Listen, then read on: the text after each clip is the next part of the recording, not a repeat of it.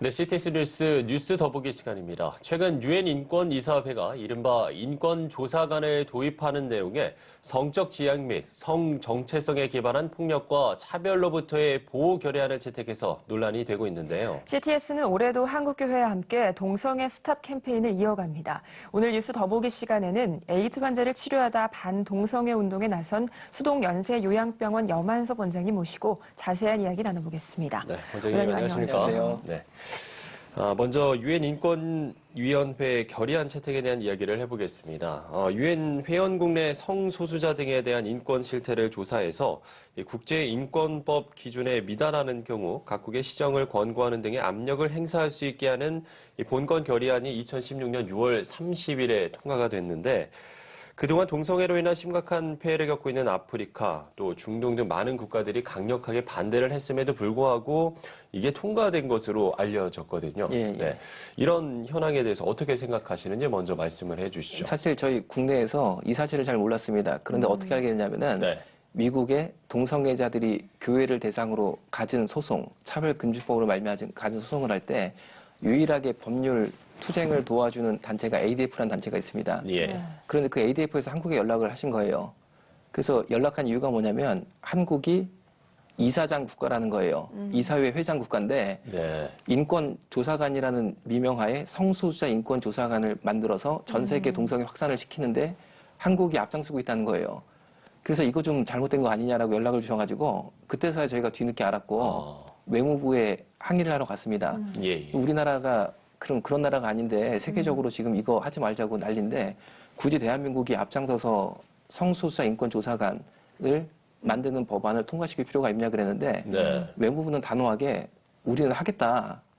그렇게 하겠다라는 입장이었고 말씀 주신 대로 6월 달에 하도 시끄러우니까 1차 투표 때는 잘 안 됐습니다, 일이. 그래서 최종적으로 12월 달에 최종 투표가 있었는데 최종 투표 때 한국의 강력한 의지와 동성애 찬성 국가들의 강력한 의지로 말미암아 성소수자 인권 보호관 제도가 유엔에서 정식으로 통과가 됐고 따라서 에이즈 동성애 확산이 가장 강력한 나라인 태국의 한 분이 인권조사관이 돼서 세계를 다니면서 세 가지 주요 활동을 하게 됐는데 첫 번째는 동성결혼 합법화. 동성결혼 합법화요? 두 번째는 동성애 합법화. 세 번째는 어린이 교육의 동성애 교육. 이 세 개를 주로 하시는 거예요. 그런데 만약에 나라에 따라서는 거부할 수도 있잖아요. 우린 애들한테 동성애 가르치는 거 싫고 동성 결혼도 싫고 동성애 합법화도 싫다 이럴 수 있잖아요. 그러면 그 국가에 압력을 넣겠다는 거예요. 저는 분명히 이것이 동성애 제국주의라고 생각합니다. 이제는 동성애자들이 이전 역사에서 불행한 결과를 가져다 주었던 제국주의의 망령이 다시 살아나서 동성애 제국주의를 시도하겠다. 그래서 세계를 다니면서 나라들을 동성애로 통합해오고 있다 이런 시도인 것 같아서 굉장히 좀 불안한 마음으로 바라보고 있습니다.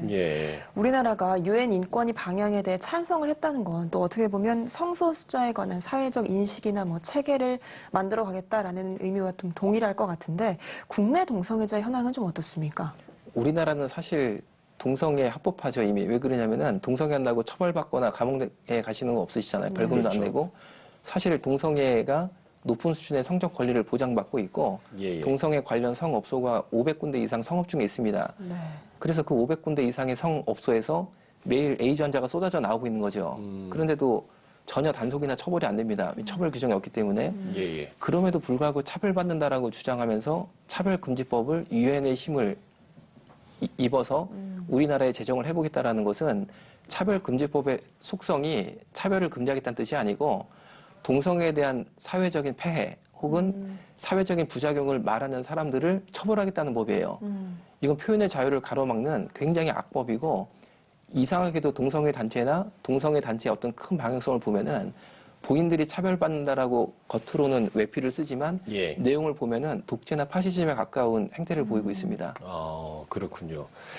그런데 이 성소수자들은 그 동성애와 에이즈는 별개다 이런 이야기를 좀 하지 않습니까? 그럼 원장님께서는 이 부분에 대해서 동감을 하시는 건 아니실 것 같아요. 굉장히 이제 나쁜 거짓 전략 전술을 쓰는 거죠. 그거는 의학적으로 명백히 결론이 나 있기 때문에 너무나 전 안타깝게 생각하고 있습니다. 뭐냐면은 국내 에이즈 환자의 93%가 남성, 7%가 여성입니다. 만약에 남자, 여자 사이에 일반적인 성관계로 에이즈가 감염이 되면 남녀 예. 성비가 당연히 5대5가 되어 있어요. 네. 그런데 93대7이라는 거는 남자끼리 감염이 된다는 거예요. 성관계를 통해서. 그래서 93의 남자들이 생기고 그중에 일부가 양성애자가 있습니다. 예, 예. 남성뿐 아니라 여자와도 성관계를 하는 남자들을 뜻하는 거죠. 그 사람들로 인해서 일부 여성들에게도 여성에게도. 감염이 되는 거예요. 실제로 저희 병원에 입원했던 여자 에이즈 환자 중에 율랑 여성이나 성매매 업소 여성은 단 한 명도 없었고 예. 모두 다 남편에게 감염된 여자 환자들 아, 혹은 애인에게 감염된 일반인 여성이었어요. 네. 그렇군요. 그러면 지금 국내 에이즈 환자 실태는 좀 어떻습니까? 우리나라 에이즈 환자는 작년 통계상 약 14,000명으로 예상이 되고 있는데 예, 예. 2003년도에 질병관리본부가 발표를 하기를 당시 에이즈 환자 7,024명에 대한 2,024명에 대한 사회적 비용이 7,981억이다 발표를 했습니다. 그러니까 환자 수가 정확히 7배가 늘은 거죠. 그런데 그렇죠. 돈을 곱하기 7을 하면은 물가 올라간 거는 반영하지 않고 돈만 산술적으로 7배를 하면은 작년 대한민국의 에이즈 사회적 비용이 5조입니다. 여러분 대한민국이 에이즈 문제 때문에 5조를 사회적 비용으로 지출할 만큼 우리가 지금 형편이 됩니까? 굉장히 에이즈로 인해서 문제가 큰데 예. 소위 말하는 억울한 에이즈 감염, 즉 수혈이나 의료 시술로 인한 에이즈 감염은 2006년 이후에 단 한 건도 없어요. 아, 현재 대한민국의 에이즈는 성병이고 주로 남자 동성애자 사이에 감염을 유행하는 남성 동성애자들의 성병입니다. 그런데 예. 동성애 확산을 못 막아서 우리가 우리 미래 세대에게 5조 혹은 10조까지 되는데 이 추세면 5년 내지 7년밖에 안 남았는데 그런 엄청난 사회적 병을 물려주는 거는 미래 세대를 굉장히 암울하게 만들고 있는 예. 큰 요소라고 생각하고 그리고 있습니다. 좀 젊은 층이 좀 많죠. 어떻게 되나요? 작년에 신규 예. 환자 중에 20대가 1위였는데 네. 20대가 에이즈의 확진 판정을 받는다라는 거는 10대 때 에이즈가 걸렸다는 거예요. 그렇네요. 예, 그리고 에이즈 걸려도 10년 동안 무증상기, 잠복기 아무 증상이 없습니다. 그리고 10년 정도 돼서 증상이 나타나는 게 20대였다는 거죠. 20대 사이에 동성애가 무분별하게 확산이 되고 있다는 것을 보여주고 또 10대들의 건강에 굉장히 위협받고 있다는 것을 보여주는 한 가지 예가 되겠습니다. 네. 그야말로 남자 청소년들이 좀 무방비로 노출됐다 이렇게 볼 수가 예, 예. 있겠네요. 네. 예. 그 심각성이 좀 어느 정도입니까? 남자 청소년들의 동성애 문제의 심각성을 좀 말씀해 주시죠. 여러 가지 자료를 통해서 저희가 실태들을 이렇게 보고 있는데 네. 예. 스마트폰에 앱이 있어요. 동성애자들 앱 한 6가지를 많이 쓰고 있는데 우리가 카카오톡이나 페이스북 쓰는 것처럼 동성애자 앱을 몇 가지 쓰면서 계속 만나는 거죠. 밤에 위치 추적이 됩니다. 동성애자 내 주위에 동성애자 위치 추적해서 아, 가까운 그래요? 친구를 카카오톡 하는 것처럼 메시지를 보내서 화장실 같은 데 만나서 성관계를 맺고 헤어지고 하는데 특별히 동성애자를 은어로 알바라는 게 있습니다. 이 알바는 뭐냐면은 청소년들이 본인은 동성애자가 아니지만 용돈 마련을 위해서 성인 남성 동성애자에게 본인의 학문을 파는 아이들을 지칭하는데 아, 1시간 제공하고 3만 원을 받아요. 여기에서 바로 청소년 에이즈가 무섭게 폭증하고 있는 거죠. 지난 15년간 전 세계 에이즈 환자 수는 35%가 줄었는데 예. 대한민국의 특별히 청소년 에이즈 환자는 20배가 넘게 늘었어요. 엄청나게 는 거죠. 2000%가 늘었으니까. 그러네요.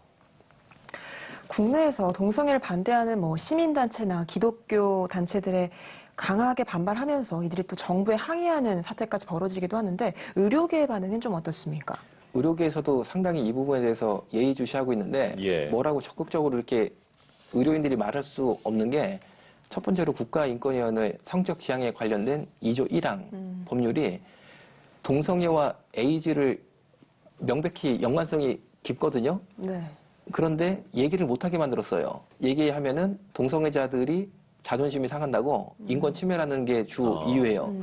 그런데 동성애자들 눈치 보니라 젊은 층에 에이즈가 확산되고 있어서 젊은 층에 에이즈로 죽는다. 이거는 왜 생각을 안 하는지 이해가 안 되는 거죠.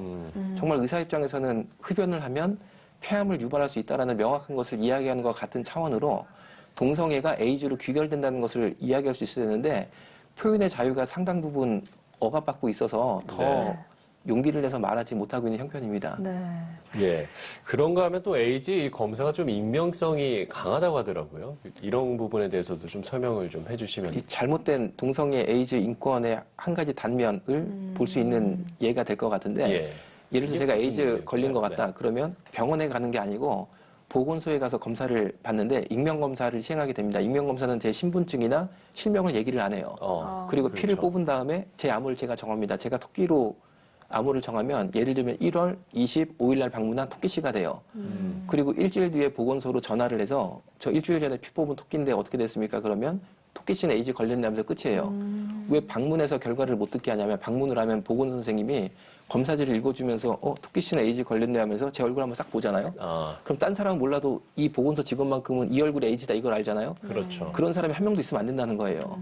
그런데 네이버에 한 남성이 고민글을 올린 게 있는데 질문입니다. 어떤 질문이냐면 내가 앞만 봐도 에이즈 걸린 것 같은데 보건소 익명검사를 받아도 될까요? 그 고민이 뭐냐면 나는 창녀촌에 매일 가야 되는데 익명검사 후에 에이즈 환자로 판명되면 창녀촌 못 가게 보건소가 나를 관리하는 거 아니냐. 이 사람은 그게 고민이에요. 그러니까 답변이 뭐라고 들렸냐면 에이즈 감염자가 어디에 가서 뭘 하던 국가가 이를 제재할 방법이 없고 당신이 에이즈 환자라는 거는 보건소 직원도 몰라 국가도 몰라 아무도 몰라 당신만 아니까 창녀촌 마음대로 가라는 게 답변이었어요. 예. 얼마나 무섭습니까 이게요. 그러네요. 그런 부분들도 어떻게 보면 이 에이즈를 확산하는데 어떻게 보면 좀 일조하는 부분들이 될 수도 있겠다는 좀 우려가 좀 드는데 이런 가운데 작년에 전국의 교회 또 시민사회 단체 그리고 기독교를 비롯한 이 종교계 지도자들이 이 대한문 앞에서 동성애 폐해를 알리고 또 건전한 성윤리관을 제시하는 국민대회를 개최하지 않았습니까? 시민 12,000여 명이 또 전국에서 모이기도 했는데 이런 반동성애 활동 진행 상황은 좀 어떤지 설명을 좀 해주시죠. 현재 차별금지법 제정을 막기 위해서 이제 총력을 기울이고 있는데 예. 사실 이 시민단체가 열악합니다. 열악하고 의병 수준이죠. 의병 관군이 아니라 의병 수준인 거죠. 다들 이렇게 굶어가면서 하나님 나라를 위해서 싸우고 있는데 지금 참 우려되는 것은 전국의 기독교 반대 세력 혹은 기독교를 경쟁자로 여기고 있는 세력들이 일제히 차별금지법 제정에 연대해서 힘을 합하고 있어서 우리가 성경에서 말한 대로 사방에 우겨싸움을 당한 상황인 거죠. 그래서 한국교회가 정말 벌떼처럼 일어나지 않으면 이 우겨싸움을 뚫고 나가기가 참 어려울 것 같은데 예를 들면 엉뚱하게 지난 1월 10일에는 불교 조계종의 총무원장인 승려 자승이 올해 불교의 신년사 그리고 신년 목표를 차별금지법 제정이라고 발표를 했어요. 예. 그리고 반기문 후보가 지난주에 자승 승려를 방문했는데 대선에 나오셨으니까 표가 또 필요하실 거 아닙니까? 그래서 했는데 그 자리에서 또 얘기하신 거예요. 일부 종교계의 반발로 차별금지법 제정이 안 되고 있지만 이건 기독교를 이제 비아냥된 거죠. 그 뭐 대통령 되시면 차별금지법 해야 된다는 취지로 얘기를 하니까 이분이 또 끄떡끄떡 이렇게 하신 모양이에요. 그런데 불교계가 왜 차별금지법 제정에 앞장을 쓰느냐. 예. 여러 가지 해석이 있겠지만 제가 가지고 있는 해석이 뭐냐면 작년 종교 인구 1위를 대한민국 역사상 처음 기독교가 올라가고 기독교가 2등으로 떨어졌어요. 네. 불교가 300만이 줄은 거예요. 예. 그런데 불교는 다시 1위로 올라갈 원동력이 없어요. 이 동력 자체가 없어요. 그럼 보세요. 2등이 다시 1등 되려면 실력으로 가야 되는데 실력이 안 되면 넘어뜨려야 되는 거예요. 1등 뛰는 거를. 기독교 넘어뜨리는 게 뭐예요? 제일 쉬운 게 차별금지법 통과되면 기독교는 꼬꾸라지게 돼 있어요. 그래서 그런 게 아니냐. 그래서 굉장히 저는 좀 이제는 불교까지도 불교까지도 이거 네. 힘을 합해가지고 이제 기독교 넘어뜨리기에 앞장서는 게 아니냐라는 생각이 네. 들어서 참 이제 올해 한 해가 지켜봐야 된다고 생각합니다. 네, 차별금지법에 대해서 말씀을 해주셨는데 좀 구체적으로 그게 뭐고 또 어떤 해악이 있는지 좀 구체적으로 설명을 해주시죠. 이제 올해 국회에도 아마 차별금지법의 여러 가지 분위기상 곧 올라올 것으로 예상이 됩니다. 그런데 예. 지난 국회에서 차별금지법을 올린 분이 통합진보당의 김재현 의원이었어요. 해산된 네. 통합진보당. 네. 일명 김재현법이었죠. 그런데 이 법의 핵심이 뭐냐면은 동성애자들이 수치심이나 모욕감을 느낄 수 있는 언행을 하면 감옥에 가두는 거예요. 그럼 예를 들면 동성애하다 에이즈 걸릴 수 있다. 이런 말을 제가 방송을 통해서 하잖아요. 그럼 어떤 동성애자가 나는 염한섭 원장의 그 말을 듣고 난 수치심을 느꼈다. 그럼 제가 감옥에 가야 되는 거예요. 네.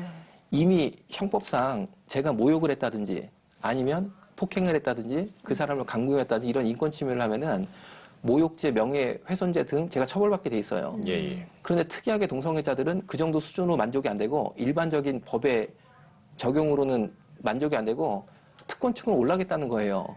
특별한 법을 만들어서 정말 자신들 요만큼이라도 피해를 입어서가 아니라 요만큼이라도 조금 기분 나쁜 것까지 다 처벌하겠다는 무시무시한 법을 만들었는데 그게 예. 차별금지법이고 희한하게도 통합진보당이 어떤 정당인지는 다 아시잖아요. 제가 굳이 설명 안 드리잖아요. 거기에서 또 앞장서서 그 깃발을 들어주는 거예요. 그래서 아마 이거는 명백히 의도 자체가 기독교를 말살시키려는 의도가 숨어 있는 것이 아니냐라는 생각을 분명히 하고 예. 있습니다. 이 실제로 미국과 또 영국 같은 이런 나라에서는 이 차별금지법이 통과가 됐잖아요. 그 해외 사례들은 좀 어떻나요? 실제로 현황이 좀 어때요? 해외 사례는 뭐 다들 아시는 것처럼 엄청나게 많은 목사님들이 이거로 인해서 구속되고 있고 벌금을 내고 있고 그리고 교회 자체가 깨지게 돼 있어요. 차별금지법이 통과가 되면은 예. 어떤 목사님들은 나는 동성애자 줄에 이리저리 피하면 되지 않느냐라고 말씀을 하시지만 절대 거기서 끝나는 게 아니고 정말 모든 면에서 차별금지법에 저촉을 받기 때문에 다 깨져나가게 된다는 거죠. 비근한 예로 우리 IBF가 미국에서 굉장히 큰 선교단체입니다. 그런데 IBF가 차별금지법에 맞서 싸우지 않았었거든요.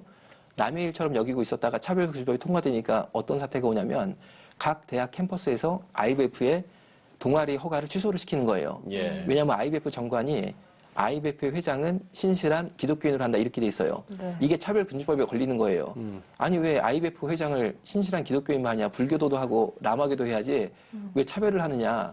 아니 그럼 생각해보세요. 대학교 선교단체 회장을 신실한 기독교인이 이제 불교도가 하는 게 말이 되냐고 이게 상식이잖아요. 예. 그런데 동아리 해지가 되니까 어떻게 되느냐? 그 다음부터 우리 학교 교실 빌려가지고 일주일에 한 번씩 체포를 드리려면 1년에 2,000불을 내야 된다는 거예요. 아니 2만 불을 내야 돼. 한 달에 2,000불이니까 2만 불 이상을 내야 된다는 거예요. 2만 불이 어디 있어? 2만 불이. 캠퍼스마다 2만 불이면은 100개면 얼마입니까? 1,000개면 얼마고? 선교단체가 실제로 대학교에서 다 철수할 수밖에 없게 된 거예요. 예. 이런 무시무시한 결론을 낳게 됐다는 거죠. 네. 네, 좀 여러 상황들을 살펴보면 동성애를 합법화시키기 위한 움직임이 좀 상당히 체계적이고 치밀했다라는 이런 생각도 드는데 그러면 이런 동성애와 관련해서 최근 이런 일들에 어떤 전략들이 좀 숨어 있다고 보십니까? 이 동성애 전략은 분명히 기독교를 파괴하기 위한 가장 큰 핵심 전략이 되고 있고 또 예. 차별금지법이 그 깃발 아래 여러 가지 세력들이 뭉칠 수밖에 없는 게 사상의 자유에 대한 차별적인 언행을 하면 언행을 한 사람이 처벌받게 돼 있어요. 그런데 우리나라의 사상의 자유 중에 대다수 국민들이 차별적인 언행 혹은 그 사상은 좀 안 좋은 것 같다라고 대상이 될 만한 사상은 주체 사상밖에 없어요, 사실은. 네. 김일성 주체 사상, 종북 세력들이 가지고 있는. 그러니까 이 법이 통과되면 기독교뿐 아니라 정말 이 주체 사상 같은 경우 문제가 있거든요. 거기에 대해 문제점을 지적해도 처벌받게 돼 있다는 거죠. 예. 그러니까 이 법을 끝까지 관철시키려는 사람들은 상당히 여기에 대한 기대감이 있는 종북 세력이 일부 있다라고밖에 예상을 할 수밖에 없고 그리고 이 세력들이 가지고 있는 반기독교적인 속성 그리고 기독교에 대한 반감 등등도 상당히 어떤 동력으로 작용되고 있다라고 볼 수 있고 또 하나는 종교에 대한 차별 발언을 했을 때 처벌받는 것은 대표적으로 이단이죠, 이단. 신천지 예. 같은 신천지 이만희 씨가 예수가 아니다. 그 사람이 스스로 예수라고 하는 것은 진리와 다르다라고 당연히 말할 수 있어야 되거든요. 그런데 그런 말을 하면 처벌받게 돼 있어요. 왜 종교를 차별하냐 그렇게 해서. 그러니까 이단 사상을 가진 사람들도 차별금지법 제정에 온 힘을 다하고 있고 또 동성애 단체도 온 힘을 다하고 있고 이 세 단체의 공통점을 엮어보면은 반기독교적인 속성이 있는 부류라는 거죠. 그래서 예, 예. 현재는 반기독교적인 속성을 있는 부류들이 차별금지법 깃발 아래 연대하고 있는 모습을 보이고 있습니다. 네, 알겠습니다. 작년에도 서울과 또 대구 등에서 이 동성애자 축제가 벌어지지 않았습니까? 이건 원장님 어떻게 보셨어요? 동성애자 축제에 가보면은 예. 정말 그분들이 주장하는 인권 축제나 문화 축제라고 볼 수 없고 이 시대에 벌어지는 가장 강력한 영적 전쟁의 현장이다라고 밖에 표현할 수 없습니다. 예, 예. 정말 그래서 우리 기독교인들이 더 많이 모여서 기도해서 영적 전쟁에서 꼭 이겨서 정말 이 시대를 장악하려고 하는 악한 신, 음란한 신에 대해서 우리가 꼭 성령의 능력으로 승리할 수 있도록 힘을 합해야겠다는 생각을 하고 있습니다. 예. 네. 한편 또 성소수자들이 그들만의 뭐 재단을 만들어서 법적 위치를 확보하려는 움직임도 있다라는 보도가 있는데 이 부분에 대해서는 좀 어떻게 생각하십니까? 비온뒤 무지개 무지개 재단입니다. 재단이죠. 비온뒤 무지개 네. 재단. 뭐냐면은 본인들끼리 모이고 단체를 만드는 거는 저희는 전혀 반대할 생각이 없어요. 마찬가지로 저희는 동성애자를 처벌하자 그런 생각을 하고 있지도 않아요. 한국 기독교가. 동성애 처벌법에 대한 의지가 없다는 거죠. 다만 이 정도로 동성애가 만연하고 있는 한국 사회에서 차별 금지법까지 통과되면 대한민국의 미래가 상당히 우려된다는 차원에서 막는 것뿐인데 같은 차원으로 비욘드 무지개단도 본인들끼리 어울린다면 문제가 없는데 법무부 산하재단으로 들어가겠다고 법무부에 신청서를 낸 거예요. 네. 그런데 법무부 산하재단으로 들어가면 국가 지원을 받게 돼 있거든요. 어떻게 그걸 해줍니까? 그렇잖아요. 그래가지고 안 된다라고 법무부가 이건 안 된다라고 불가 통보를 하니까 법무부를 상대로 비욘드 무지개 재단 측이 소송을 걸었는데 놀랍게 1심을 동성애단체가 승소해서 법무부 재단으로 들어가게끔 된 거예요. 그래서 이제 그것도 사실 1심 끝날 때까지 몰랐어요. 예, 예. 그러니까 아직 우리 한국 반동성애 운동이 그만큼 열악하다는 거죠, 상황이. 몰랐다가 나중에 알게 돼가지고, 이거 큰일 나게 생겼거든요. 그래가지고, 싸워야 된다 해서, 현재 2심이 서울고등법원에서 진행 중인데 3월 15일 날 판결이 납니다. 네. 그거 뒤집어 보려고 엄청나게 탄원서 쓰고 서명받고 이제 뒤늦은 애를 쓰고 있는 거죠. 네, 그렇군요. 이번에는 의료계 이야기를 조금 해보겠습니다. 보건복지부는 의료법 시행규칙 일부 개정령을 통해서 민간 요양병원의 에이즈 환자가 입원을 원할 경우 이걸 또 사정상 어떤 입원을 못 시키게 되면 이게 이제 진료 거부로 인해서 그 병원이 처벌받는다 이런 내용이거든요. 이 의료계 입장은 어떻고 또 이런 개정령에 대해서 어떻게 생각하시는지 좀 말씀을 해주시죠. 그 부분이 한때 굉장히 이제 뜨거워서 참 이렇게 뜨거운 감자화된 건데 네. 내용은 이런 내용입니다. 에이즈 환자분들이 이제 동성애로 에이즈에 걸리신 분들이 점점 고령화가 돼가고 있어요. 이분들이 요양병원에 입원해서 노후 보장을 받으셔야 되는 거죠. 그런데 본인들의 노후 보장을 국가의 요구를 강력하게 해서 현재 일반인들이 요양병원에 입원하면 한 달에 110만 원을 냅니다. 그러니까 굉장히 큰 비용이에요. 110만 원 없으면 요양병원 입원이 안 되는 거죠. 예. 그래서 돈이 없어서 집에서 노후를 보내는 분들도 많이 계세요. 네. 그런데 동성애로 에이즈 걸린 분들은 이 110만 원이 평생 돌아가실 때까지 무료예요. 국민세금 100% 지원. 그렇게 되게 됐어요. 그런데 그것까지도 의료기는 받아들였어요. 뭐 그런가 보다 하고 받아들였는데 이분들이 요양병원 가고 싶은데 아무데나 다 들어가야 된다고 주장을 하는 거예요, 갑자기. 요양병원 협회 입장은 뭐였냐면은 전국에 국공립 요양병원 23개를 정해서 23개가 병상수가 5,000병상이 넘습니다. 네. 예. 그래서 지정병원에 전문 에이즈 병실을 만들고 그곳에 입원하도록 해서 전문적인 관리를 받게 된다 이거였는데 동성애 에이즈 환자분들은 우리가 왜 23개 정해서 들어가냐. 그러면 정하려면 인권침해다. 그게 아니고 나는 가고 싶은데 막 가야겠다. 일반 병실고 에이즈 병실, 내가 에이즈 병실 왜 들어가냐, 나 일반 병실 들어갈란다 이렇게 나온 거예요. 그러니까 이거 감당이 안 되는 거예요, 더 이상. 어떻게 대화가 안 되더라고요. 네. 그런데 이거는 명백히 말이 안 되는 사안이었던 게 나라를 위해 싸우다가 장애를 입으신 보훈 대상자들조차도 보훈병원 지정된 데를 가세요. 예. 그리고 산업 현장에서 높은 데서 작업하다 떨어져서 몸을 못 쓰게 된 다치신 산업재해 현장 근로자들도 산재병원, 지정병원을 다녀요. 그렇죠. 그런데 동성애가 나라 구하는 것보다 더 위대한 행동이라고 이분들은 평가하는지 몰라도 저는 그렇게 안 보거든요. 보훈 대상자들은 아무도 보훈병원 가는 거를 인권침해라고 생각 안 하세요. 그런데 이분들은 에이즈 지정병원 제도 자체가 인권침해고 에이즈 환자 동성애 침해니까 그런 거 하지 말고 우리 막 간다는 거예요. 예. 이것 때문에 상당히 마찰이 있었습니다. 아까도 말씀을 해주셨지만 요양병원 입원 시에 110만 원을 국민 세금으로 전액 부담을 한다고 그렇게 말씀을 해주셨고요. 또 에이즈 환자의 경우 1인당 600만 원의 에이즈 약값이 매달 발생된다는 감염내과 전문의의 증언도 또 있었고요. 이런 부분에 어떻게 국민 세금이 좀 쓰이는 거에 대해서는 어떻게 좀 보세요? 과도한 동성애자들의 인권, 그리고 일부 정치인들의 가세, 그리고 반기독교 세력의 적극적인 연합 등으로 인해서 너무나 지금 제가 볼 때는 이상한 방향으로 가고 있고 인권이 아니라 이권이죠. 그리고 특권이죠. 네. 특권화됐는데 심지어 제주도에 있는 에이즈 환자가 나는 제주도에 있는 의사를 못 믿겠고 서울에 왕복 비행기를 타고 가서 서울대병원이나 세브란스병원 제일 유명한 의사한테 약을 타고 싶다. 그래서 매달 비행기를 타면 왕복 비행기까지 국민 세금으로 다 대주고 있어요. 그리고 에이즈 환자분들이 댁에 계시면은 입맛 없다고 국가가 반찬까지 배달해드려요. 더 이상 뭘 어떻게 합니까? 그렇잖아요. 정말 너무나 심각한 에이즈 복지, 세계 최대 에이즈 복지 국가가 된 모습을 보이고 있고 동성애 단체에 스스로 올린 동성애자들의 글도 보면은 요새 콘돔 없이 은어로 노콘이라고 합니다. 노콘으로 동성애 하자는 젊은 친구들이 너무 많아서 고민이다. 그래서 에이즈 걸리려면 어떡하려고 너 이렇게 노콘으로 하냐 물어보면 어차피 에이즈 걸려도 국가가 다 해주는데 약제비부터 시작해 다 무료인데 뭐가 걱정이냐 차라리 걸리고 잘 살아보자 이렇게 대답을 한다는 거예요. 그러니까 이런 과도한 에이즈 복지가 에이즈 환자가 되는 데 대한 경각심을 동성애자들한테 무디게 만들어서 에이즈 환자가 되는 뭔가를 견인차 역할을 하는 부분이 있는 것이 아니냐라는 우려를 가지고 있습니다.